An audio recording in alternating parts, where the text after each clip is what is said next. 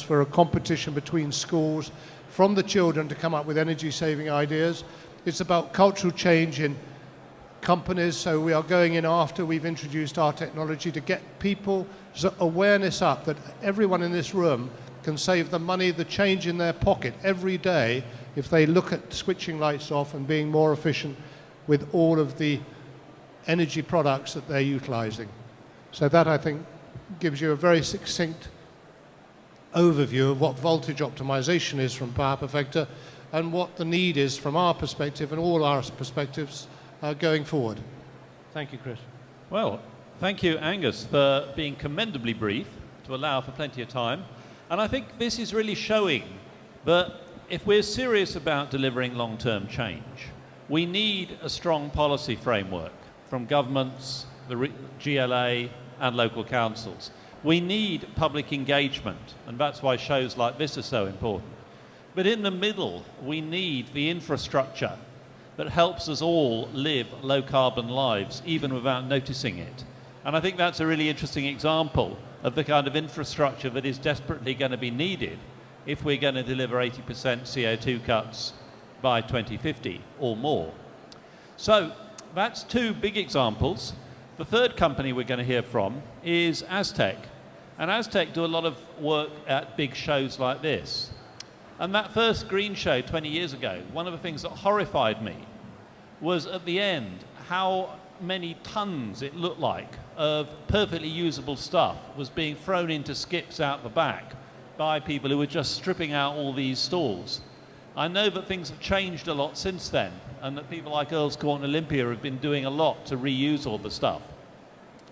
But one of the things that a lot of these shows use is large display screens. I can see several from here. Aztec are involved in doing displays for large exhibitions and concerts and so on, I believe. And over the last year and a half, I believe, they've been saying, okay, it's, as Charlie said, it's not just a matter of doing good business, it's about being a good business. So we're going to hear now from Mark Parker, who is the director, about how they've been changing what they do, both in the office and across the business. Mark. As I said, my name's Mark from Aztec. I'm here to represent the small businesses, I guess. A couple of years ago, we decided we wanted to make a difference. Maybe use that one. Yeah.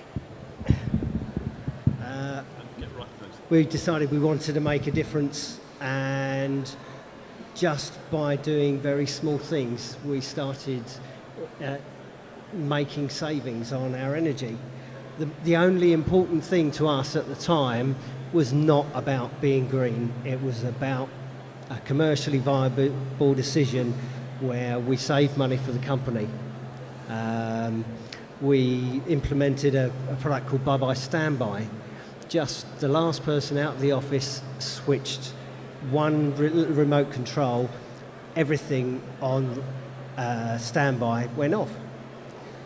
Probably just that one thing alone reduced our energy consumption by 15% over 6 months.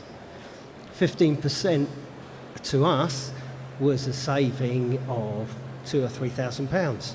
To a small company, that is a lot of money. And we looked for other things. We implemented our recycling more along the lines of residential saving, paper, plastics, because at the time we used to take it home and get rid of it with our own recycling. But being more thoughtful about how we reuse things, printing on the reverse side of paper, we saved a fortune on our paper, hundreds of pounds a year. And by communicating that to the staff, they started buying into it, and it has made a difference. We had our carbon footprint calculated about 2 years ago, and the gentleman said, well, you got 4 vans. If you converted them to biofuel, you'd reduce your carbon footprint by 20%. Just through doing that. The vans didn't take any conversion. We just went out and bought cheaper fuel. And so we've made a big impression on our carbon footprint, and we're saving money. Conventional fuel is going up again now, and we'll make greater savings. I think that's what I'm here really to do, is just say that even small companies and individuals can make a difference. And although it seems like it's a big deal and it's hard work, if I think for the Go Green initiative that I work with at Merton Council, a business of 5 people or more can actually get assistance from them.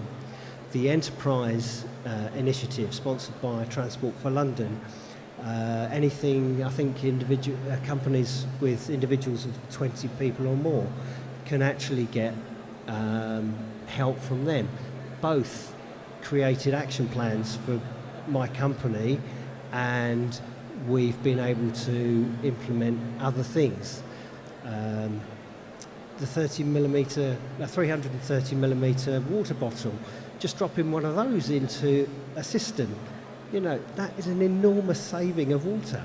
I think we're looking at a 15% saving on that every year. Getting rid of bottled water and having plumbed in water cooler. Again, that has contributed to that saving in water. And small companies can make a difference.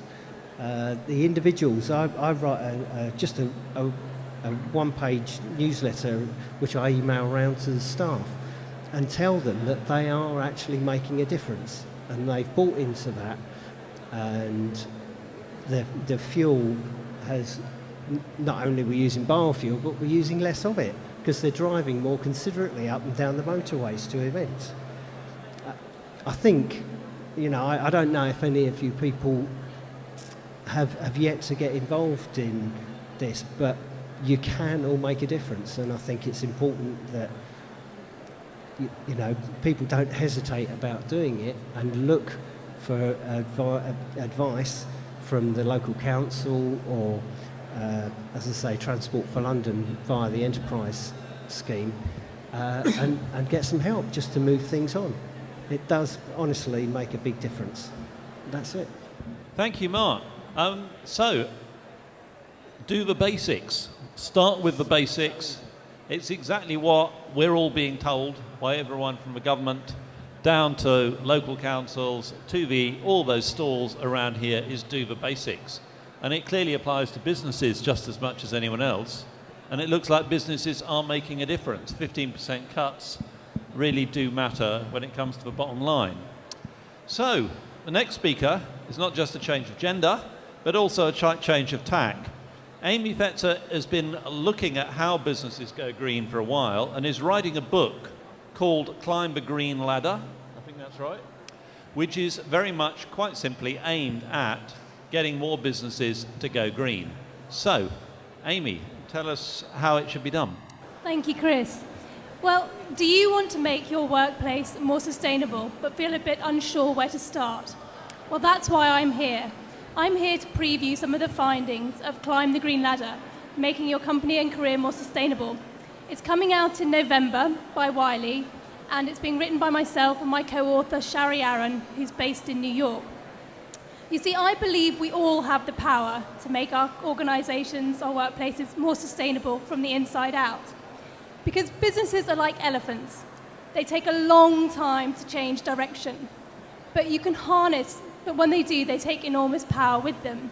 And as individuals, we can harness that power to make our workplaces a force for good.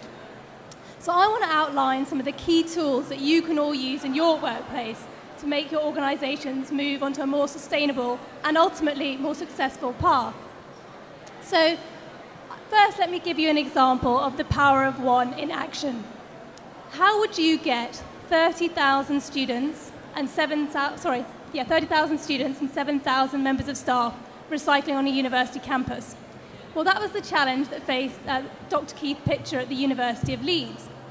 Now, he knew that if you remove people's office bins, they're more likely to use recycling facilities.